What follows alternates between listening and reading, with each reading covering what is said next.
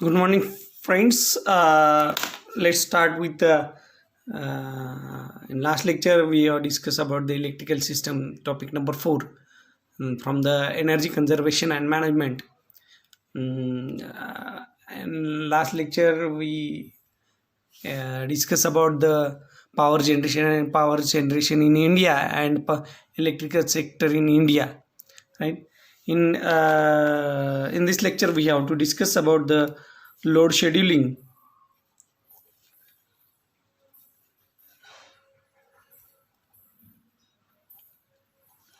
right? It is a part of demand side management, that is load scheduling, right? The electrical load scheduling is an estimate of the instantaneous electrical loads operating in the facility in terms of active, reactive, and apparent power. The load schedule is usually categorized by the switchboard and occasionally by the sub facility area. What do the calculation, right? Preparing the load schedule is one of the earliest tasks that need to be done as the essential uh, prerequisite for some of the key electrical design activities. So calculation methodologies for the load scheduling.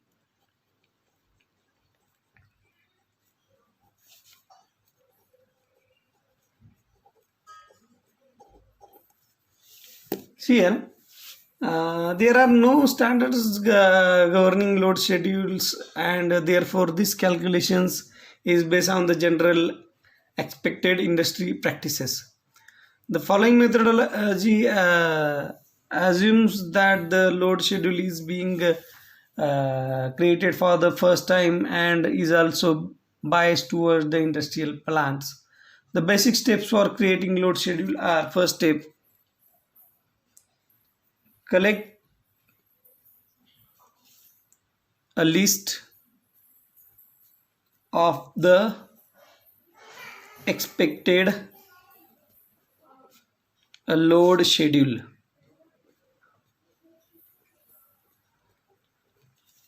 Second step, for each load,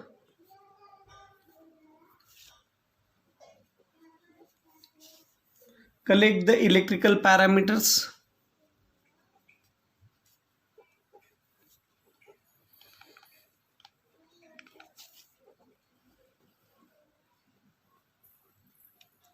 Example: nominal, absorb, rating, power factors, efficiency, etc.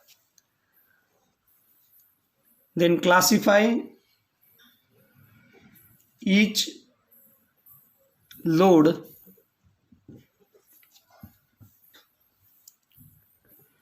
in terms of switchboard location,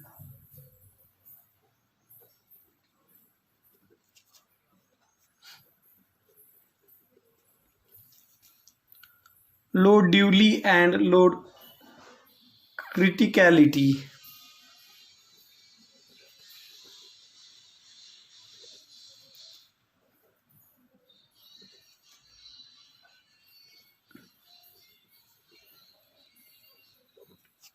Fourth one is, for each load,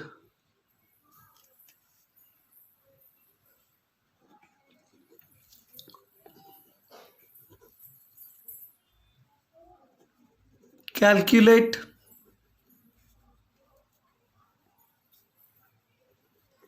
consume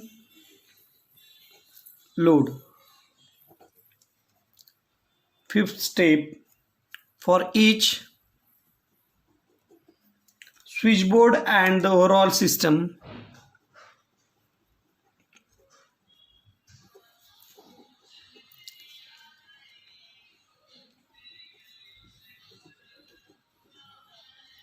calculate operating per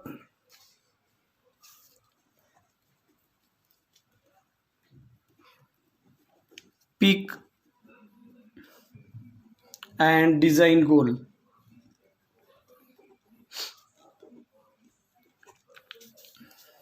Right? These are the criterias which are not standard criteria. It is based on the practices. 5 criterias are there for the load scheduling.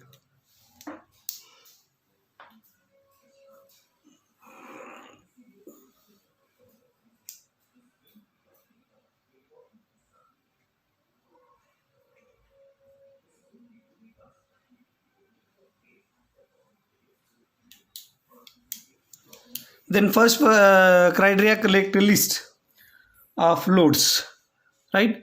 See here, the first step is to gather a list of all electrical loads that will the supply by the power system affected by the load schedule. There are generally 2 types of loads that need to be collected. There are again 2 types of load, that is process load and non-process load, right? For this there are 2 types, process and non-process. First of all, what is process load? Are the loads that are directly relevant to the facility. In factories and industrial plants, process loads are the motors, heaters, compressors, conveyors, etc. That from the main business of the plant, process loads can be normally be found on either mechanical equipment, list or process instrument diagrams, that is P and IDs. Then non-process load. See here, in the non-process loads are the auxiliary loads that are necessarily to run the facility. Example, lighting, um, um, HVACs, the utility system, DCS, PLCs, control system, fire safety system, etc. These loads are usually taken from number of sources. For example, HVAC engineers, instruments, telecoms and control system engineers, safety engineers, etc. Some loads such as lighting, UPS, power generation, auxiliary need to be estimated by the electrical engineer, right? Next collect electrical load parameters, that is some efficiency of that instrument, right? So a number of electrical loads parameters are necessary to construct the load schedule. First one is rated power, that is it is the full load or nameplate rating of the load and represent the maximum continuous power output of the load. For motor load, the rated power corresponds to the standard motor size, that is 11 kilowatt, 75 kilowatt, etc. For load items, the contains subloads, that is distribution load, package load, equipment. The rated power is typically the maximum power output of the item. Then absorb power is the expected power that will be drawn by the load. Most loads will not operate at its rated capacity, but at a lower point. For example, absorb motor loads are based on the mechanical power inputs to the shaft of the driven equipment at its duty point. The motor is typically sized so that the rated capacity of the motor exceeded the expected absorbed by load by some conservative design margin. Where information regarding the absorbed loads is not available, then load factor between 8.8 to 0.19 is applied.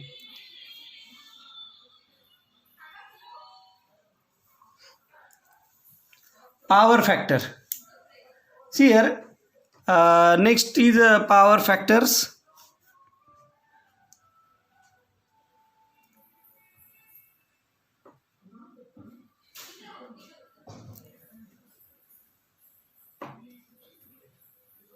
Then of the load is necessary to determine reactive components of the load schedule.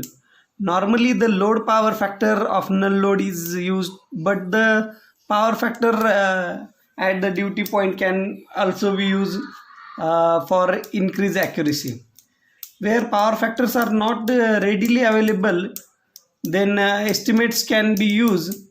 Typically 0.85 for motor loads, 7.5 kilowatt, that is less, 1.0 for heater loads, and zero point 0.8 for all other loads.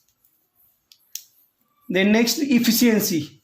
This is the parameter. Accounts of the losses incurred when the converting electrical energy to mechanical energy. Some of the electrical power drawn by the load is lost, usually in the form of heat to the ambient environment. Where information regarding to efficiencies is not available, the estimates of between 0.81 can be used. Typically 0.85 or 0.9 is used when efficiency are unknown. Then third step is classify the loads. When the loads have been identified, then need to be classified accordingly. Then voltage load. What voltage level and which switchboard should the load be located? Large loads may need to be MV or HV switchboards depending upon the size of the load and how many voltage levels are available. Typically loads less than 150 kilowatt tend to be LV system, that is 400 voltage to 690 voltage. Loads between 150 kilowatt and 10 megawatt and tend to be intermediate megawatt system, it is 3.3 kilowatt 6.6 kilowatt where available, and loads greater than to 10 megawatt are usually HV distribution system, 11 kV or to 33 kV. Some consideration should also be made for grouping the loads on the switchboard in the term of sub facilities, areas of subsystems. Next one is load duty.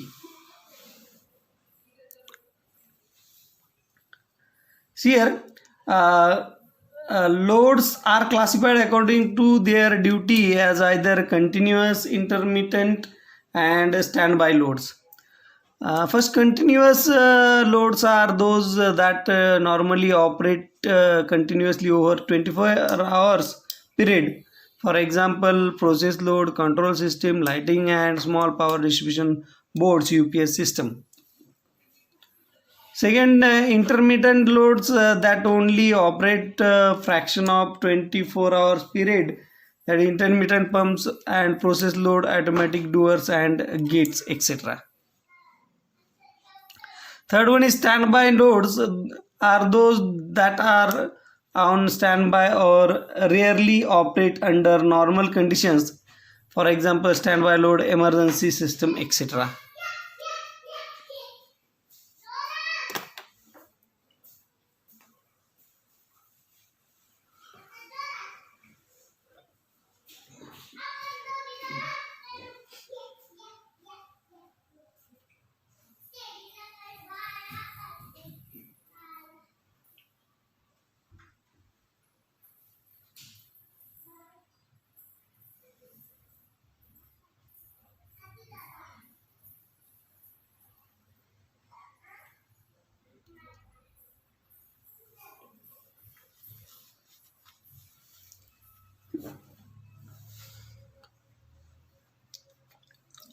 Then load criticality.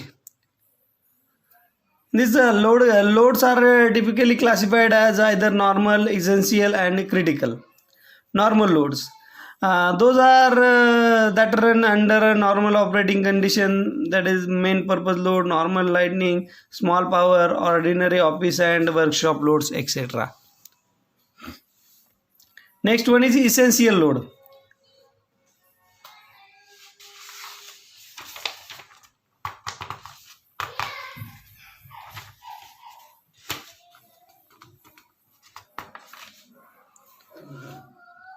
Those necessary under emergency conditions when The main power supply is disconnected and the system is being supported by an emergency generator. For example, emergency lightning key process loads that operate during emergency condition, fire and safety system, etc. Next one is critical. Are those critical for the operation of safety systems and for facilitating or assisting evacuation from the plant, and would normally be supplied from UPS or battery system. Example, safety critical shutdown system, escape lighting, etc. This is about the steps for the load scheduling, right?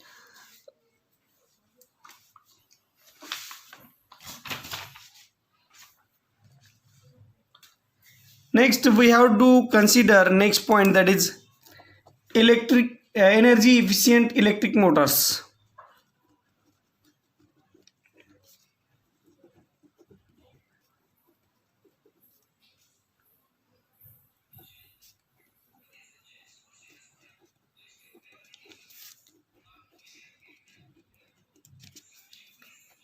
See here, the introduction of electric motor.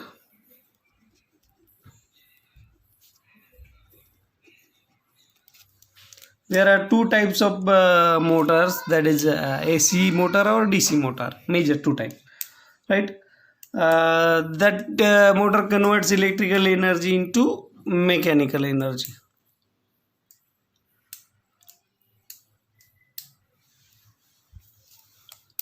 See here, motors convert electrical energy into mechanical energy by the interaction between the magnetic field set up in the stator and rotor windings. Industrial electrical motors can be broadly classified as induction motor, direct current motors, or synchronous motor, right? So all motor types have the same four operating component, that is stator, rotor, bearings and frames, but the working is different and the input or working is different between these four types of motors. So we have to consider this. In next lecture we are going to discuss um,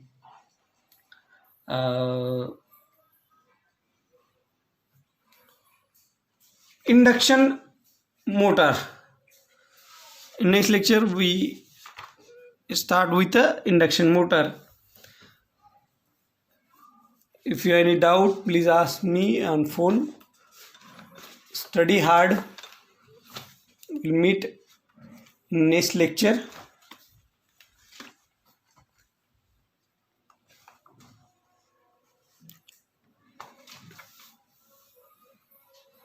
I'll repeat what is load scheduling. There are some steps, that is these are not standard steps. Calculating method is first collect list of expected load schedule for each load, collect the electricity parameter, then classify loads into terms, switchboard collocation load, duly load criticality, then for each load calculate consumed loads for each switchboard, overall system calculated. Then we have to discuss in next lecture energy efficient electric motor. What is electric motor? Which convert electrical energy into mechanical energy. This is happen due to magnetic field interaction, and there are four types of motor: induction motor, direct current motor, synchronous motor. These motors have the same components, right? So next lecture we discuss about that. Thank you very much.